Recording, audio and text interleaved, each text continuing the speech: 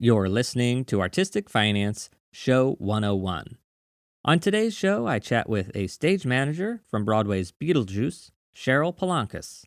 We discuss how to afford an apartment in New York City, how to get an artist visa and green card, saving for yourself and your own retirement, and the difference between theater in the U.S. versus the Philippines, including a bad luck superstition involving peanuts. In today's bonus patron episode, we discuss another Beetlejuice stage manager, Steve Milosevich, who Sheryl and I both adore. That bonus episode is available by becoming a patron at patreon.com/artisticfinance. Patrons get a private podcast feed with outtakes from each episode and early releases. They also can add producer of Artistic Finance to their LinkedIn profile. A big thank you to all our patrons who are involved in helping make these conversations happen. If you'd like to join up, we welcome you. Do that at patreon.com/artisticfinance. Now this week, I'd like to give a shout out to our listeners from the Philippines. There's only a handful of you, but I appreciate seeing those downloads each week. Thank you for joining us for this hour, and I think you'll like the show. Now, before we get started, I have a favor to ask. Nicole and I are conducting a listener survey. If you have listened to more than one episode, we would very much appreciate your feedback. In the show notes, the very top link will take you to the poll. So wherever you listen, tap Read More to find that link. It's also available at artisticfinance.com. There are only 10 questions, mostly multiple choice. It will absolutely take you less than 5 minutes, and it could be as quick as 30 seconds. I personally cannot multitask, but this poll is so easy, you could do it right now, even while you listen to this episode. Just tap the show notes and click the first link. We very much value your feedback, and now, without further ado, let's get to the show.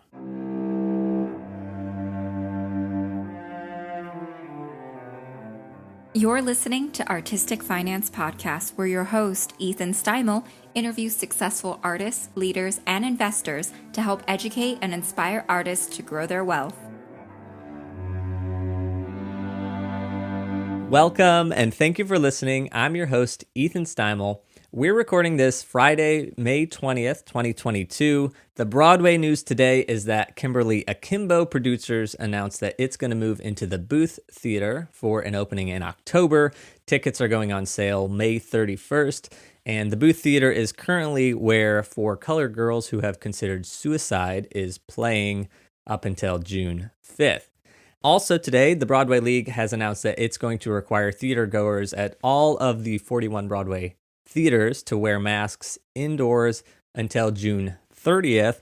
And the musical A Strange Loop received a 45% jump in revenue following its 11 Tony nominations. So last week it grossed $690,000, selling 90% capacity at the Lyceum Theater. And that doesn't sound like a lot of money because it's not $1 million. But the theater's not the biggest one. It's almost selling out. It's getting close, which during COVID times is pretty great. So congratulations to those producers, and also congratulations to Cherie B. Tay, who is one of the stage managers over there and was a guest on our podcast way back in the day.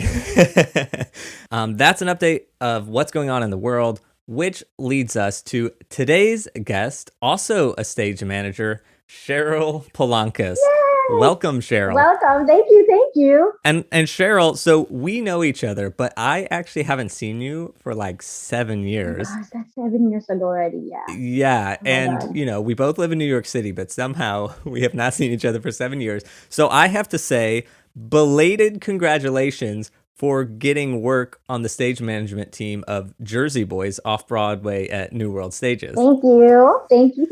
Which, actually, random note, is closing tomorrow. I know, yeah. Very sad. I actually watched it for the last time last Monday. So I went to see my family, my Jersey Boys family. I miss them so much. Yeah. All right. And then a still belated congratulations, but this one's a little more recent, which is congratulations for getting onto the stage management team of Beetlejuice on Broadway. Thank you. I'm so excited. Thank you. That is like super, super exciting. First things first, the obvious. Can you tell us a little bit about yourself? Of course. Born and raised in the Philippines.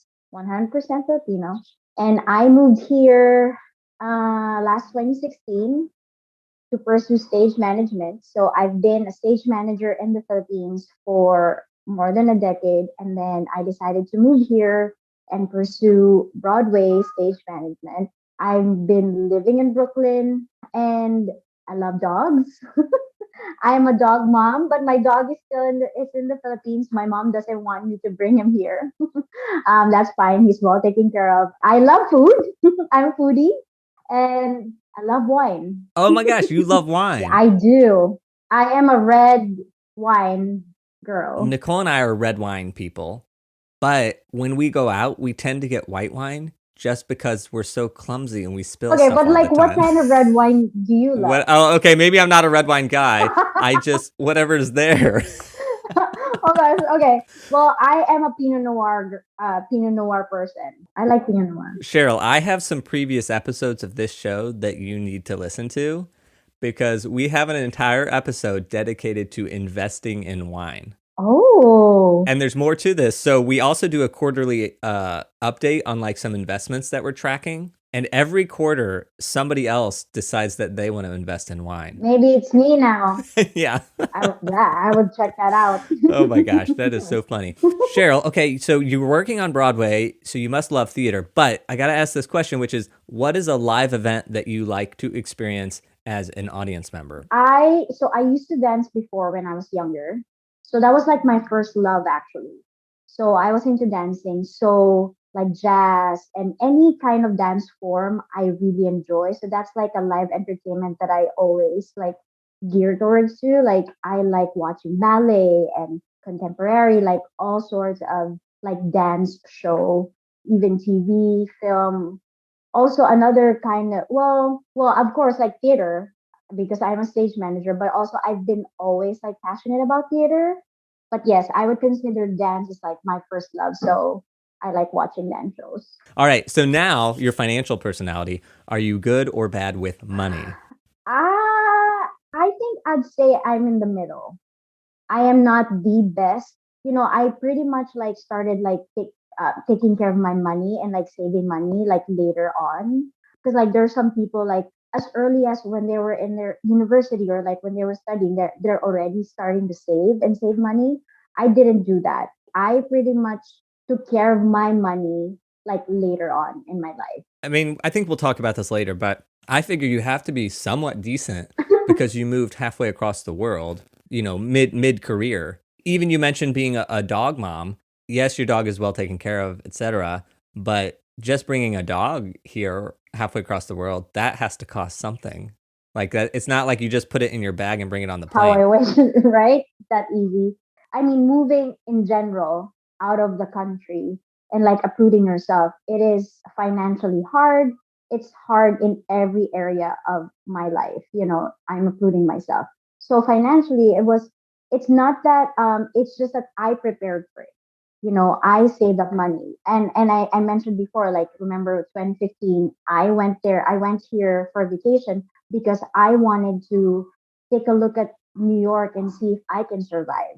And so essentially, when I made that decision that, okay, I am moving to New York and I want to live here, I want to work here, that's when it really like came up to me and tell myself like, okay, Sheryl, you have to save for this. It took a lot because like I was still paying bills in the Philippines when I moved here. So it was challenging. It was very hard, but it's very manageable. I think in any situation when a person is moving, like you just have to work hard and find jobs in order for you to like finally reach that goal. Yeah. And how long were you preempting the move? Like, was this something that when you were a child, you were like, I want to go work on Broadway? Or was this like when you came, or like a year before you came for vacation, were you thinking, I should go check out New York because I might want to go there? Good question. It only occurred to me when I was already working in the Philippines as a stage manager. Probably early on, like my mid 20s, when I was working in theater, and I was like, "Oh, this is what I really want to do in my life for the rest of my life." That's all I can imagine, like being in theater. I was PSMing the show, and it occurred to me, it's like I want to learn more. I want to grow as a stage manager and be good at it and like enhance my skill set. So how do I do that? And that's when I decided it's like I want to move to New York. So it wasn't like when I was like little, dance was my first love. And then, so only after I graduated college, when I first started working for a theater company, then it slowly occurred to me. It's like, oh, I really want to be a stage manager, and this is what I want to pursue. And how do I advance that? How do I learn more? So that's when I decided, okay, let me visit my friend. So Chara was my coworker, right? And she moved here first to pursue her master's in lighting design in NYU. And so that's when I decided, okay, I want to visit her and check out New York, see if Cheryl can survive in this industry and in this environment. And then that's when essentially I really decided, okay, I want to move to New York. Amazing.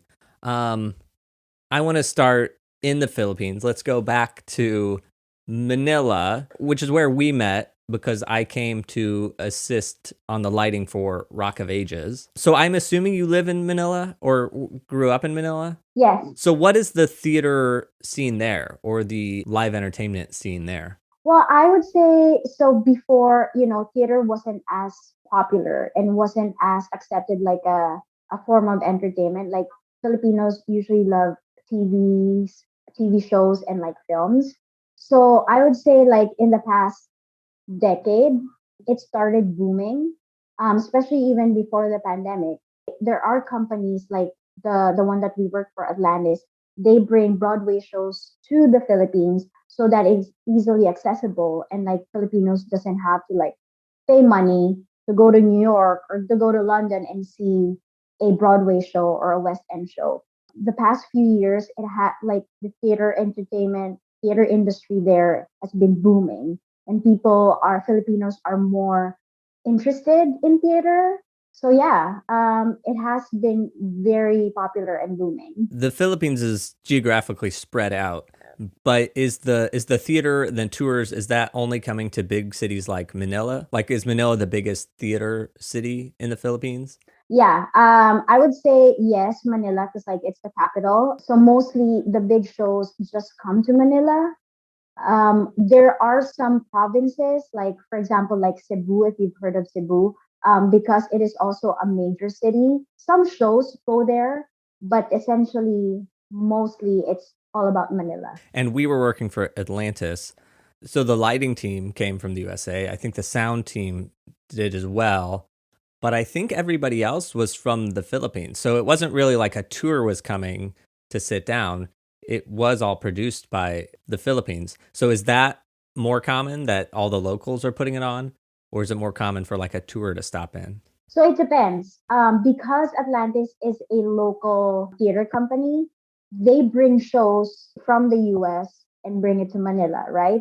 But there are other companies, like foreign companies, who go to the Philippines as a touring company.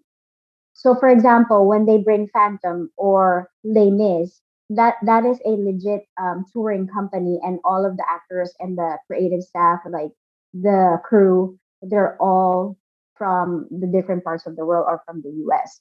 But for Atlantis specifically, yes, we are mostly local because they just bring the show to the Philippines, and they hire either a creative staff or a designer and some like a Broadway actor and be the lead in the show. Okay. So now that you did a decade of work there, and frankly, you're almost nearing a decade of work here. Minus the pandemic, no, but like I only started working like 2017, so 89 years. How many years is that? Okay, half a decade. All right. Okay. But you've worked in the Philippines and you've worked in the United States. Is there a difference between the theater going on there or the theater here, or is it all similar? If we're talking about my job as a stage manager, the technical aspect of it, like running a show and running a rehearsal room, it's all the same.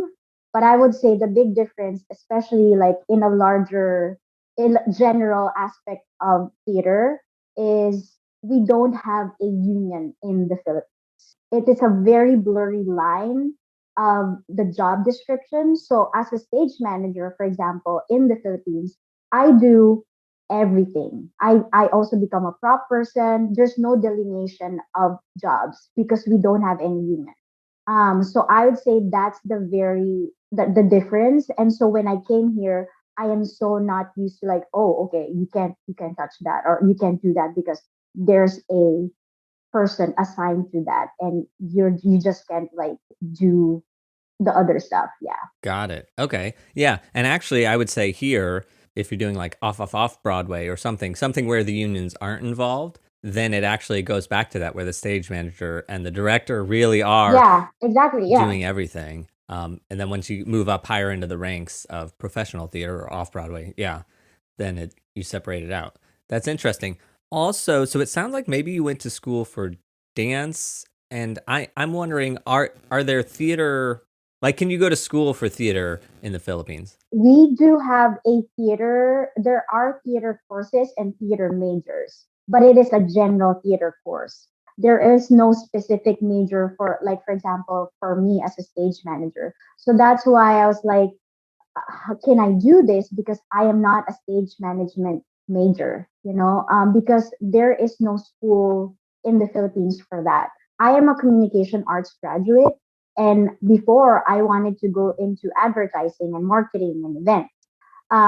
But when I decided to move into theater, I just learned the things that I'm doing now by experience and by my mentors, and like if there's a workshop, for example, then I attend those workshops. But it is really learning by experience. Got it. Okay, cool. Now when I was there, everyone would be talking and I just have a dazed look on my face because I didn't know what was going on. And then somebody would say, everybody, please speak in English only right now because Ethan doesn't know what's going on. Oh my gosh. So this is just a logistical question about the Philippines. Does everybody there speak English? I would say 90% of Filipinos know how to speak English.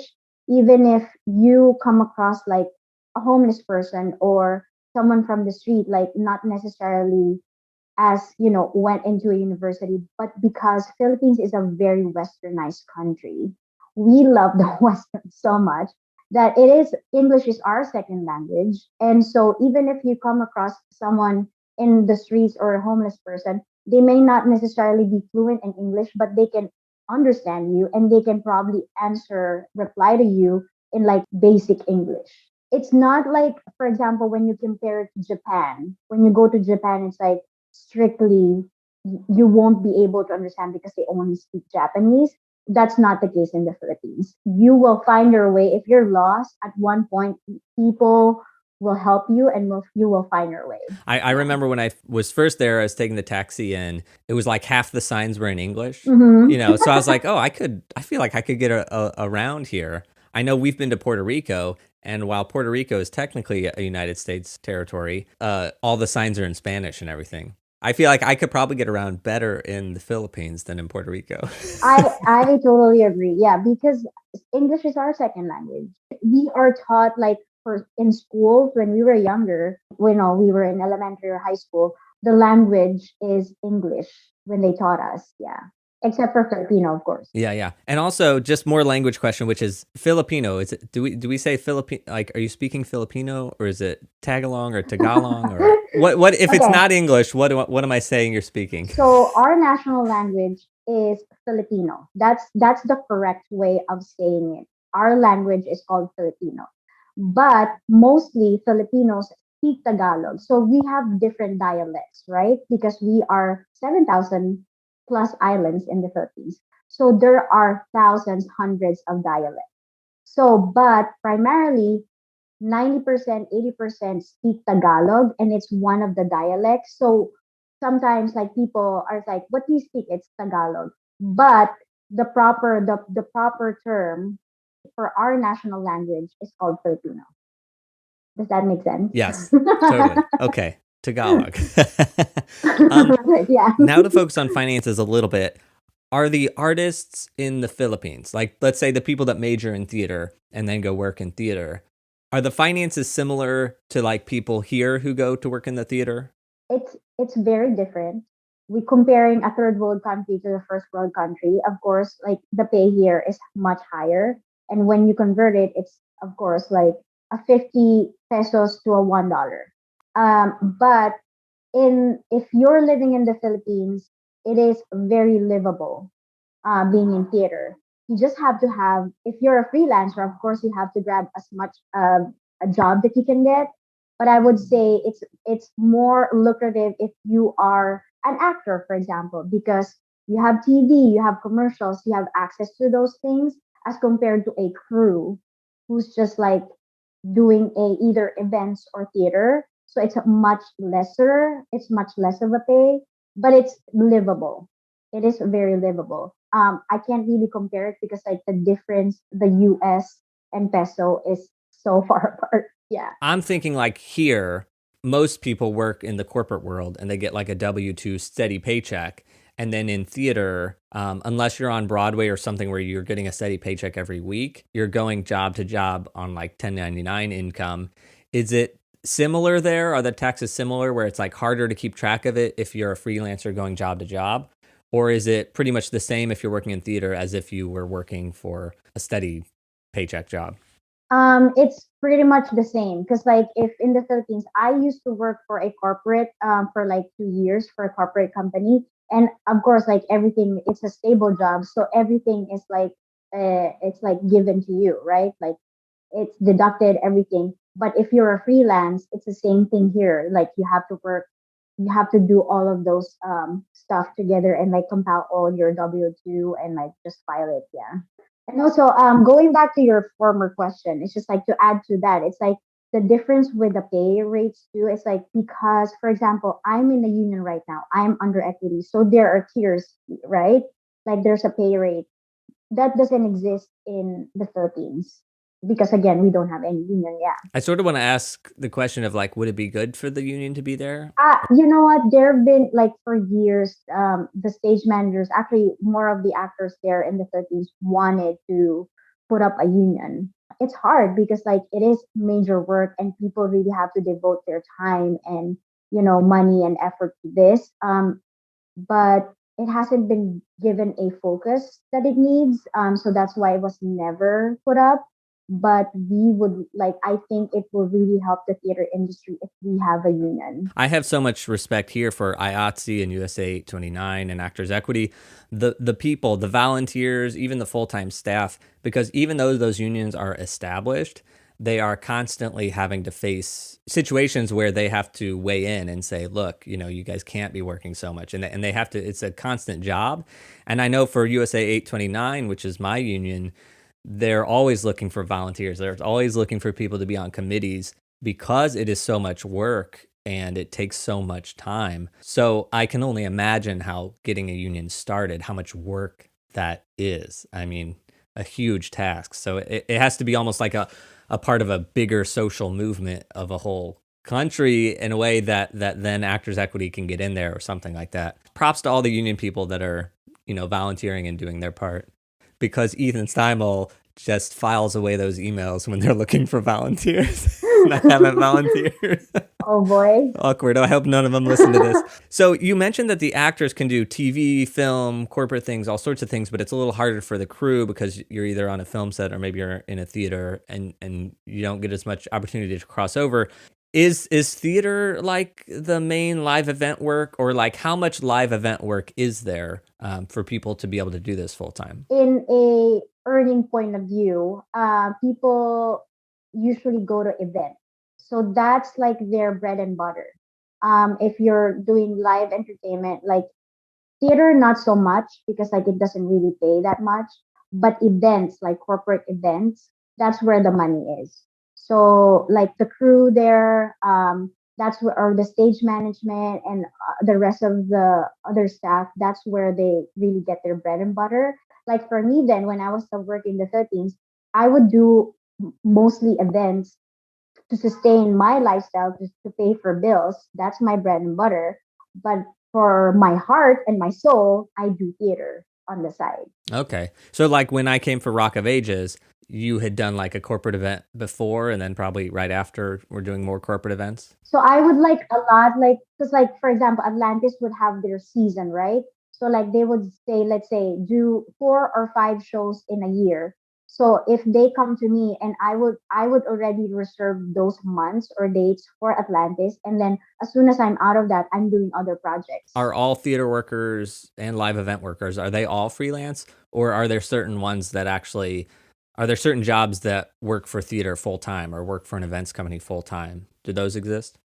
Yes, those exist because, like, for example, there's an events company that I work for. They have a resident director, they have a resident production manager. So they are basically there for every event. And then they hire mostly the stage managers who are freelance to come and help in the show.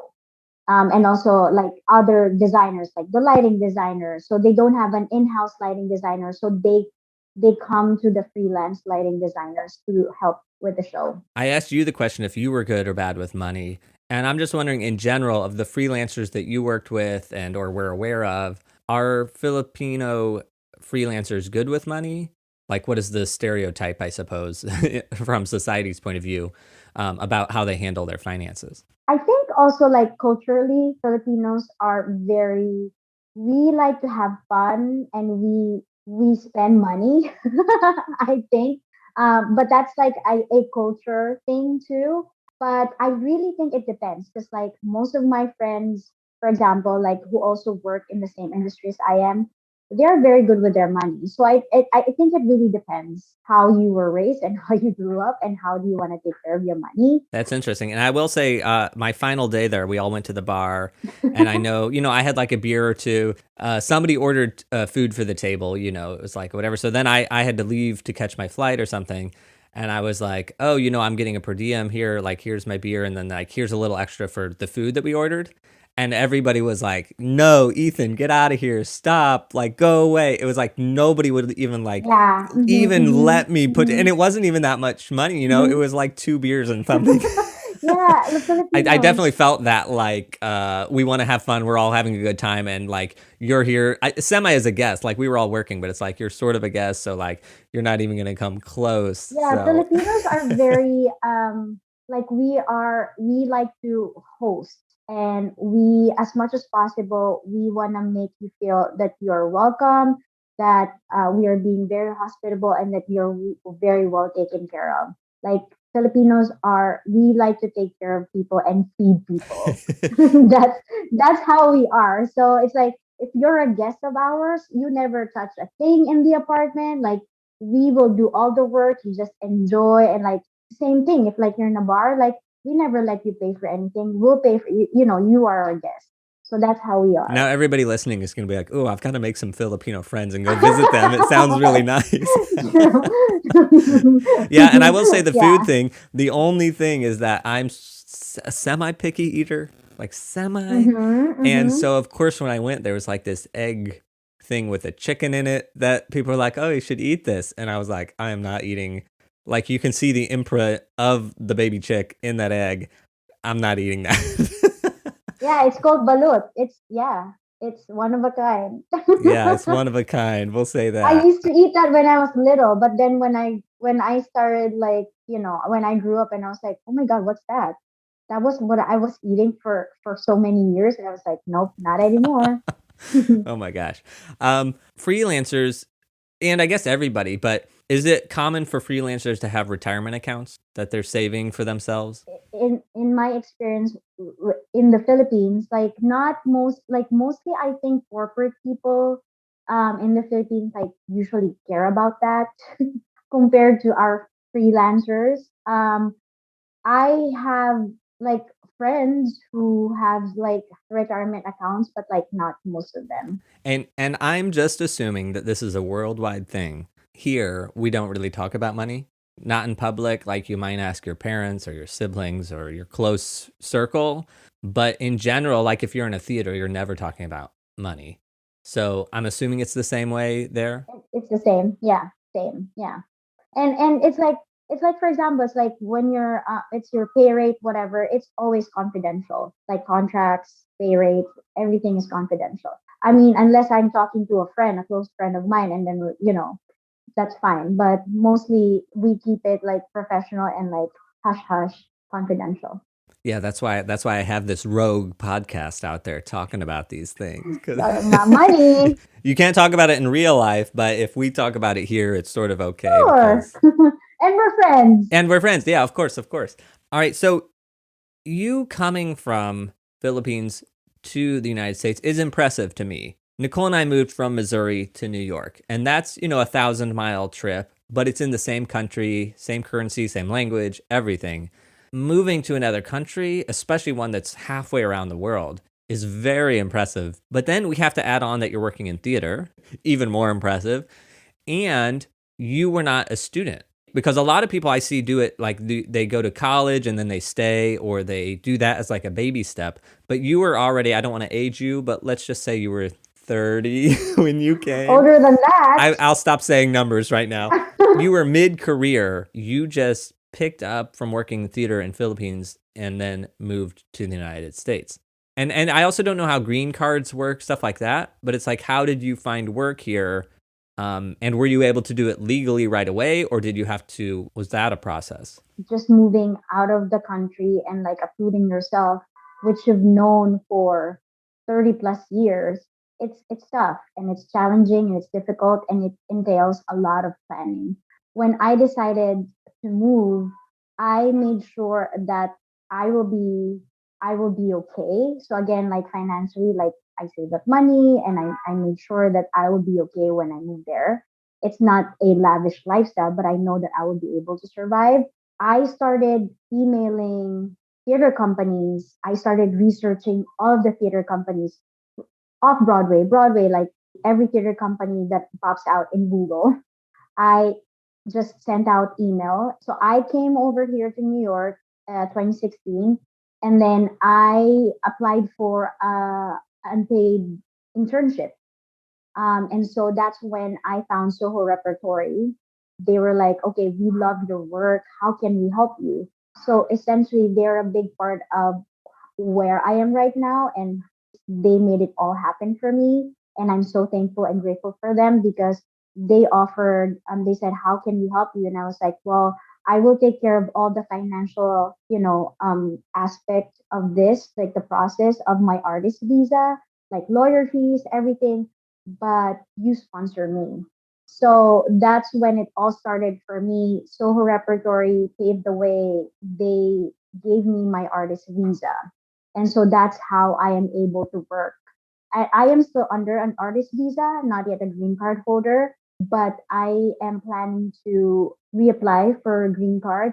I tried during the pandemic, but it was tough because like passing documents for green card, it entails a lot of documents and your case has to be like very, very detailed for them to approve you. And so they denied it the first time because they said, well, you're not working enough, you're not earning enough.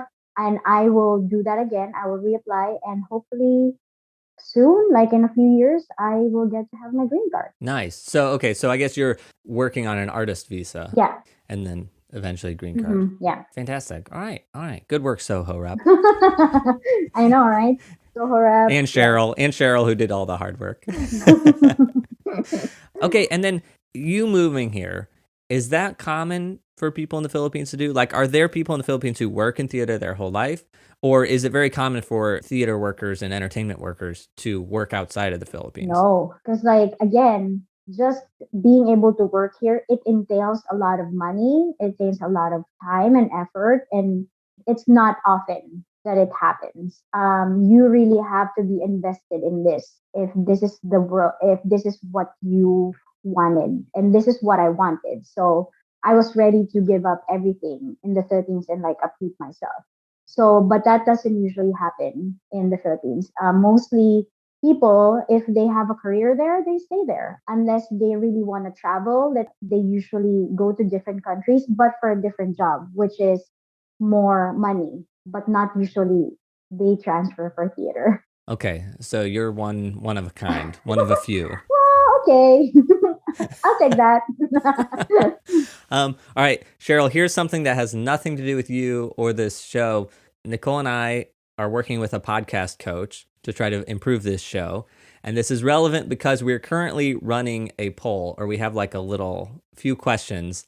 If anyone is listening to this show and they like the show, or if they hate the show but want to see it get better, they can go into the show notes, and I'm putting the very top link of our show notes today is going to be this poll. So if anybody has, I think you could complete it in 2 minutes. So if anybody has 2 minutes and they would be so kind, please go fill out our poll and let us know how we can make this show better. And do that before June 10th if you choose to do it. Now we can get back to Sheryl. That was just a random... Our podcast strategist told us that I had to do it at the beginning and the middle and the end. So that was my middle spot. Good job. All right. So now, going back to before you moved here, were you good with finances? Like, did you have good examples to learn from? Nope. We laugh about it, but I think this goes back to society where you don't talk about money. Like, even in your family, you sort of know like where you rank and how much your parents make. You sort of know that, but you don't actually know it. Like, no parent ever says, so this is how much I'm making and this is how much we're paying in taxes. At least for my family, it's true that we really don't talk about money. And my parents didn't, I mean, unfortunately, like sadly, like my parents didn't teach us about money when we were growing up.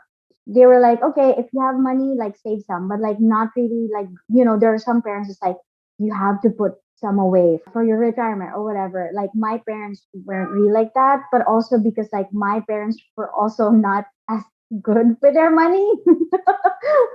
Yeah. And so that's where I actually, got it from. And just, it's just later on in my life when I was like earning more and like when I'm in a mature age and was like, okay, I need to start thinking about my retirement and saving money. So yeah. Man, Sheryl, I love you even more now that you're like, already I knew you were a very responsible person, but now I'm like, man, Sheryl is so self-starter, like totally on top of like you're doing, it's coming from within. All this is pretty impressive. But too late in the game, but we'll see. No, there's no time. That's something we've learned here. It's never too late. It's never too late. You could be like 94 and you can get better. You can improve and it's going to make your life better. I mean, it's true. Yeah. We did an episode with director Stafford Arima. He was telling me stories about his parents. You can't call them bad with money because his mom was like a banker or a stock trader or something. So like she clearly was not bad with money, but they loved gambling. It was just insane. And I was sort of like, how did Stafford get to be the way he is when his parents are like this completely other way? It's like totally wild. Yeah, because like my parents are like, okay, once they have like money, so my parents are both in real estate. If like when they have money, they just splurge. They don't gamble though, but they splurge. Like they treat themselves. So I think that's where I got it from. It's like, oh, I have money. Let me do this. Let me buy this. And then later on, it's like, Cheryl, you're not getting any younger, and you have to start thinking about what will happen when you're not working anymore. You know what I mean? I love it. That's amazing. That's amazing. So basically what I'm taking away from this is you were like, I'm moving to New York, therefore I'm going to start saving. I'm going to do that. Then you moved here and survived. I'm more responsible now, Ethan.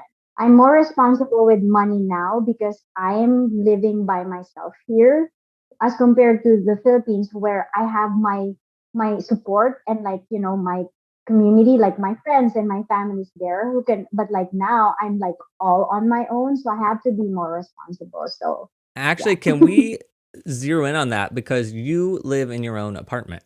Mm-hmm. In New York City, to do that, it means something. Does it? Everybody has roommates, and a lot of freelancers have roommates. I won't say their whole life, but a number of them do their whole life, and then a number of them do like certainly midway through their career. And then a lot of people do the thing where they do the New York hustle for 10, 20 years with roommates, and then they move out. So the fact that you're here working without a roommate, first of all, congratulations. And then second off, like, I'm just in awe. Like, Thank you. It's like if I love my friends and I love living with my friends and my roommate, but like I am a very, when I'm home, I'm a very homebody person. So it's like I like my own space. I am the type of person like if I have a goal and like a dream that I wanted to achieve, and like that's like living alone in, let's say, in New York. Like I would strive so hard and like to achieve that. So finally, like I got to that point. Hopefully stays that way. Yeah, amazing. Just for fun, I'm just curious, what has been your highest paying job? And can I split that into two parts? What was your highest paying job back when you were in the Philippines? And what's been your highest paying job here in the States? First of all, Beetlejuice, because finally I made it to Broadway. Hashtag Union Strong. Yes, thank you. In the Philippines, I would say I got most of my high paying gigs when I was doing events. Cool, cool, cool. All right, here's a random story. So when I was in the Philippines, people kept throwing up their hands in the air and they would say, "Hi, Nicole." Ay, nako. And my wife is named Nicole. So I was like, why is everyone saying hi, Nicole? Can you explain why people say this? So it's not, so it's hi nako. Hi, Nicole. Yes. So it's like a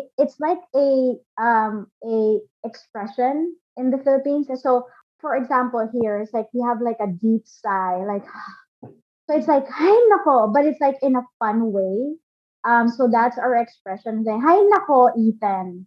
Either a playful sigh or a playful frustration.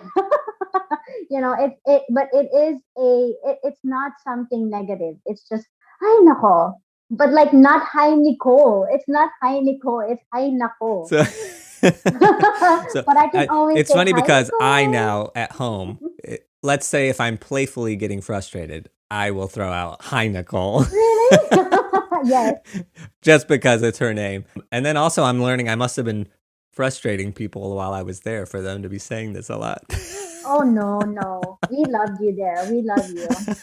You and Driscoll. Oh my god. Okay, so the other thing is in theater here we say like break a leg.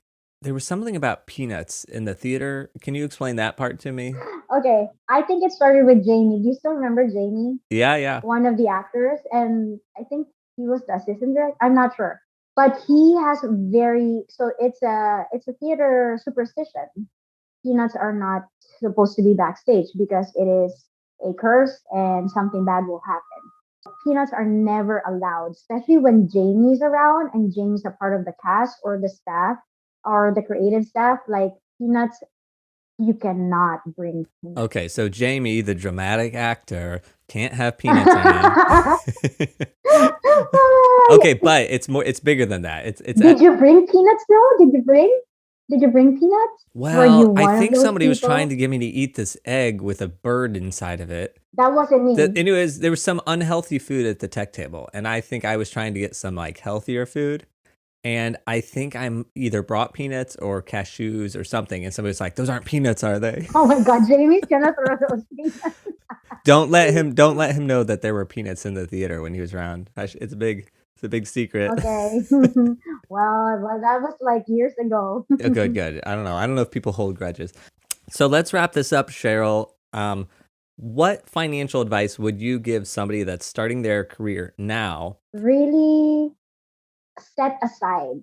It doesn't have to be a big amount, but make sure, like, even on a weekly basis or a monthly basis, at least set aside for yourself like a small amount of money, and then just have that in on the side and make sure you don't touch it. So when life gets rough, like for example, like the pandemic, like you have something to get from. When you were in Manila thinking, you know what, I think I want to go try to be a stage manager at the top-notch Broadway. If there's somebody back there now who's maybe a stage manager and thinking the same thing, what advice would you give them? First of all, prepare for it financially. It is tough getting here because you have to think about your apartment.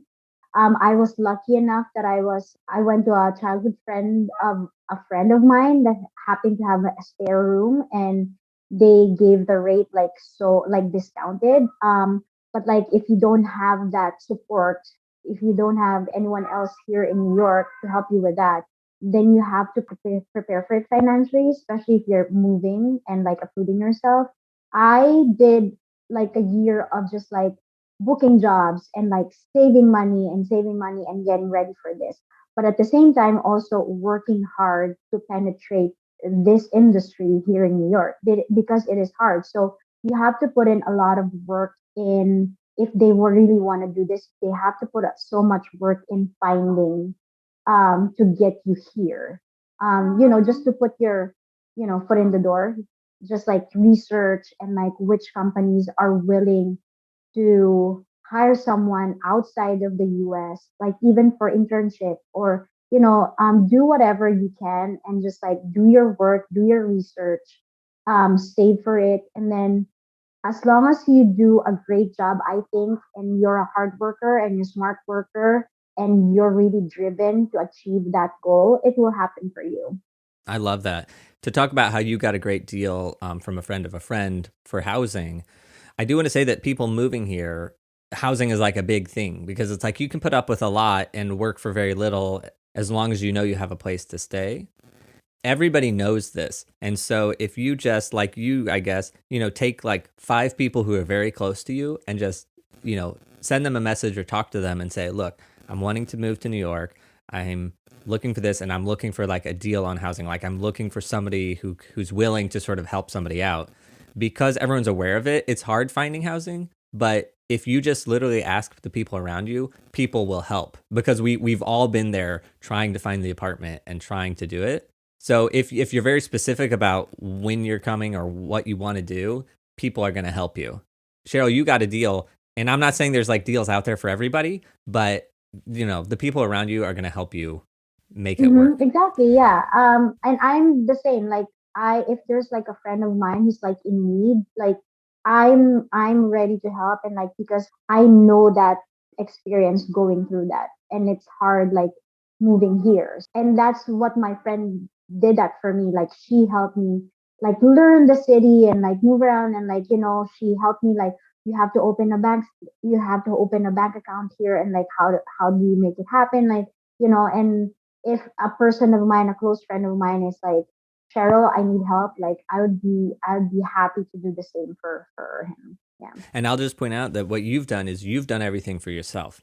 Like, again, with Soho Rep, you said, if you sponsor me, if you help me, I will take care of everything else. I will do all this. And I'm sure it's the same for housing. It's like you have to do your part and you have to actually make it work and you have to execute. But people are willing to help people who have a goal and who are willing to work for themselves. You definitely have to bring a lot to the table and know what you want. But if you do, people will help you, guaranteed. Yeah. Exactly. All right, Sheryl, you're inspiring me. Thank you for giving me over an hour before you run off to Beetlejuice. Thank you for having me. Wait. Don't we say Beetlejuice, Beetlejuice, No, Beetlejuice? Don't say three times. Okay, I've only seen the movie and I saw it when I was really younger. Clearly, whoopsie. Am I now going to have bad luck forever? No, you're fine. I mean, our Beetlejuice is a kind, funny ghost. So he's fine. Okay, perfect. And I will come see the show one of these days. Yes, please. All right, Sheryl, thank you so much for giving me your time, sharing all this. Last question for you, which is, where can people connect with you and who would you want to connect with you? I would like to think that I'm a very open person. So they can find me in Instagram. They can find me in Facebook. My details are there. I have a website, but mostly you can connect me via social media. You can find me in social media. Perfect. Amazing. And I'll put all those links in our show notes and on our website page. This is going to be episode 101. Okay. Wow. Oh my God. Congratulations. I'm so happy for you. Thank you. This was the best possible episode for 101 that I can think of. Thank you. That's it for this week's episode. My takeaways are: be proactive. Sheryl did all the work to get herself to Broadway. There was help along the way with housing, navigating the city, and getting an artist visa, but she did the work. She saved up for herself so that she could take an unpaid internship. Be specific. Sheryl knew she wanted to be a stage manager. That's not what she started out wanting to do, but it became something she was good at and passionate about. She wanted to become a Broadway stage manager. She set the goal, worked toward it, and is now working on Broadway. It took 8 to 10 years, but she's done it and she's still advancing. Moving somewhere is costly, especially if you're a freelancer with no guarantee of work when you arrive. This is something that everybody who moves for work has to deal with. Now remember, if you're proactive and specific about what you want, people will help you. I remember when I moved to Dallas for grad school, I found a place within walking distance of the campus. In order to get the rent lower, I walked the dog during the week. I knew what I wanted, they knew what they needed, and we made it happen. And my final takeaway is Sheryl's advice to save something for yourself each month. That's a repeating theme on this show. You have to set aside something so that you can put it into investments and start it growing.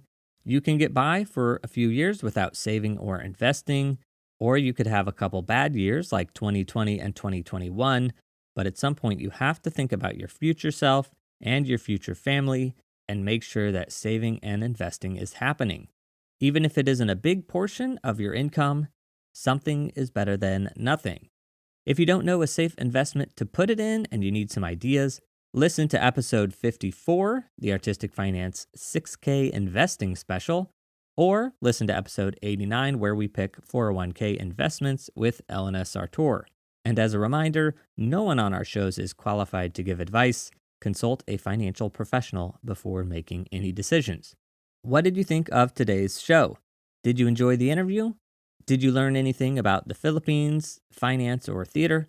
As always, you can let me know by leaving a comment on the LinkedIn post that I'll make for this episode, or you can email me at artisticfinancepodcast@gmail.com. That email comes directly to me, and I do read and respond to every email. If you would drop me a note, I would really appreciate it. I record all these episodes in our apartment, and then I upload them to the world, and I get so little feedback that I sometimes wonder if anyone is listening. Ay, Nicole. Now, I'm the opposite of an extrovert, so it isn't like I need the external stimulation, but I do need something. So, if you have a minute, I would be ecstatic if you could send an email letting me know how you're enjoying the show or any feedback at all. And speaking of feedback, have you taken that listener poll? It's the link at the very top of the show notes. Please complete it by June 10th. If you listen to this after June 10th, I would still love the feedback. The reason we'd like you to do it sooner is because June 10th is when we have a meeting for our second session with our podcast strategist. And the more feedback we have, the better we can structure what the podcast will look like moving forward. We have about 100 listeners each week, so anybody that gives us a response is going to carry weight. I will read all the responses, so please take a minute and complete that poll. Again, it's the top link in the show notes, or you can find it on our webpage, artisticfinance.com. Nicole and I thank you for your help improving our show. Now, if you're enjoying the podcast and you appreciate the work we're doing to keep it going, please consider becoming a patron. In return for pledging a monthly amount, amounts that start at $3 a month, you will get early access to episodes and the outtakes from interviews, including those from Today with Sheryl, where we talk about another Beetlejuice stage manager, the wonderful Steve Milosevich. You can listen to those by becoming a patron at patreon.com/artisticfinance. And remember, patrons are my favorite people in the world. And speaking of patrons, we at Artistic Finance are doing our part to support the arts community. We are monthly patrons of more than 30 artists. One of those is lighting designer Porsche McGovern. Since 2015, Porsche has surveyed who designs and directs in LORT theaters by gender, and by supporting her Patreon, we are helping her continue that annual survey. She also gives a book recommendation each month, usually focusing around diversity and inclusion. This month, her pick is a fun murder mystery, Arsenic and Adobo. It features a Filipino-American protagonist dealing with returning to her small hometown and family. Find Porsche on Patreon at patreon.com/Porsche, just like the car. And my final announcement for today, if you speak Filipino, Sheryl and I are working on an episode in Tagalog. We're going to have Sheryl along with actor and director Jamie Wilson from Manila. They're going to be joined by lighting designer Cha Si, who's living in New York. Be sure to follow Artistic Finance on your podcast app so that you'll get a notification when that's released. I don't have a release date yet, but if you follow the show, you'll get a notification every time we put out a new episode, and you'll see the update there. All right, that's it for today. Remember to take the listener poll in the show notes, please, and thank you. And until next week, don't take any peanuts into a theater and break a leg.